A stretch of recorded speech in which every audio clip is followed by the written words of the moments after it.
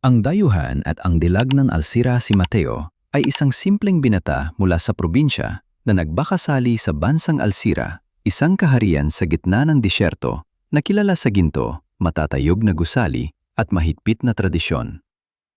Bitbit lamang ang isang lumang maleta at ang pangarap na maiahon ang pamilya sa hirap, nagtrabaho siya bilang isang hardinero sa mga pampublikong parke ng kabisera. Dahil sa liit ng sahod, madalas siya mamalagi sa isang tagong bahagi ng Oasis Park pagkatapos ng kanyang shift. Doon niya unang nakita ang isang babaeng nagngangalang Amira.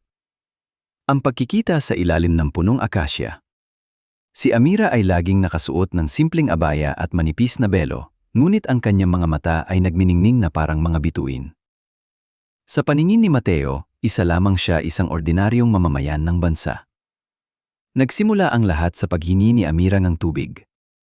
Dahil sa likas na kabaitan ni Mateo, ibinigay niya ang kanyang baong inumin. Araw-araw silang nakikita sa parehong oras. Ikinukwento ni Mateo ang buhay sa Pilipinas, ang hirap ng pagsasaka, ang tamis ng mangga, at ang pangarap niyang makabalik balang araw. Nakikinig si Amira ng may interes. Sa harap ni Mateo, hindi siya kailangang maging formal. Pakiramdam niya ay malaya siya. Mateo, minsan ay tanong ni Amira. Paano kung malaman mong ang taong mahal mo ay mula sa mundo na hinding-hindi mo maabot? Tumawa si Mateo at sumagot, ang pag-ibig ay walang pasaporte, Amira.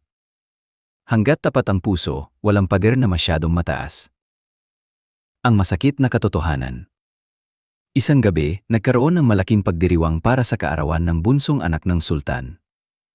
Dahil bahagi ng maintenance crew, naatasan si Mateo na mag-ayos ng mga bulaklak sa loob mismo ng palasyo. Habang bitbit ang mga paso ng rosas, natigilan si Mateo.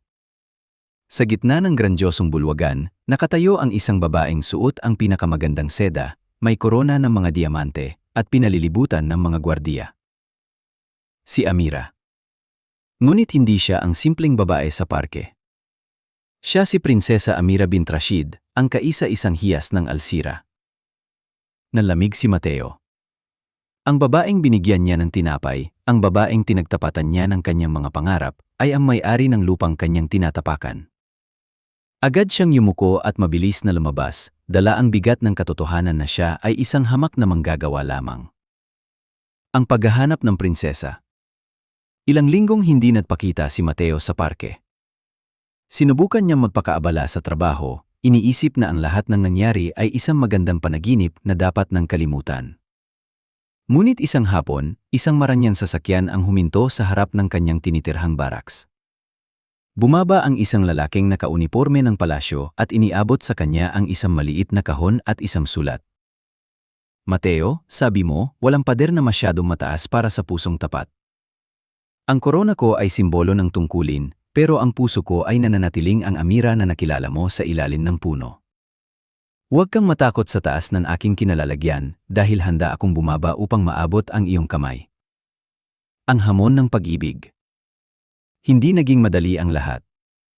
Kinailangang patunayan ni Mateo ang kanyang sarili, hindi sa pamamagitan ng yaman, kundi sa pamamagitan ng pagsisikap. Tinulungan siya ng prinsesa na makapag-aral ng landscaping architecture at sa loob ng ilang taon, naging isa siya sa mga pinakarespetadong arkitekto sa kaharian. Hindi man siya naging prinsipe sa dugo, naging prinsipe siya sa paningin ng kaharian dahil sa kanyang galing at danggal.